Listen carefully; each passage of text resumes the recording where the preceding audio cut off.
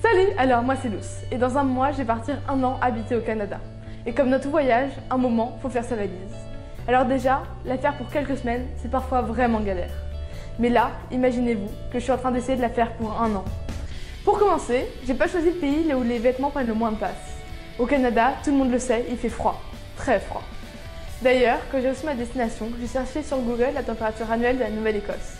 Le site notait 6 mois sur 12, climat très défavorable. Alors évidemment, il me fait apparaître des pulls. Beaucoup de pulls. Deuxième problème, j'adore la déco. Alors mes affaires ne vont pas toujours vers des trucs hyper essentiels. Comme par exemple cette bougie. Ou encore cet ours que j'ai acheté exclusivement en clin d'œil au fait que ma famille d'accueil avait un ours. Et plein d'autres choses. Je suis d'accord, au premier rapport, dire qu'on va amener beaucoup de déco, ça peut paraître superficiel. Très superficiel. Mais en soi, je vais être dans un pays que je ne connais absolument pas, avec des gens qui me seront totalement étrangers. Et je me dis que me sentir un peu chez moi là où ça ne le sera pas encore, ça peut être que bénéfique. Et alors, revenons à nos valises, parce qu'elles ne sont toujours pas faites. Déjà, inévitablement, je vais devoir prendre des vêtements. Et comme je ne vais pas porter que des pulls, je vais devoir penser à prendre d'autres choses.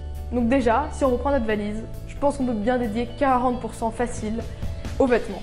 Et au pire, si jamais j'oublie des choses, ça fera une bonne excuse pour faire du shopping. This place is great! Je compte 5% d'électronique en comptant les caméras, les chargeurs, mon ordinateur. Du coup, mes 10% de déco, mes 10% d'affaires de toilette. Et on n'oublie pas les 30% très importants de tout ce que je vais acheter là-bas et ramener en France, dont la robe de promo. Et enfin, les 5% très importants de cadeaux à la famille d'accueil. D'ailleurs, parlons-en. Qu'est-ce qu'il faut ramener à des personnes qui ne connaissent rien de la France?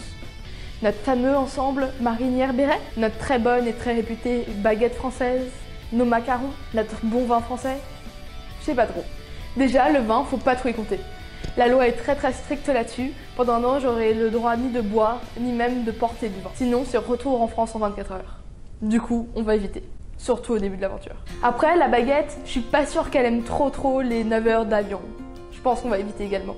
Alors, il reste notre fameux ensemble béret marinière. Mais je pense que c'est un peu trop cliché. Mais bon, il reste quand même bon nombre de spécialités françaises, alors j'espère en trouver d'ici mon départ. C'est bon, c'était long et fastidieux, mais j'ai enfin fini ma valise. Bah, Luce, t'as pensé au poids?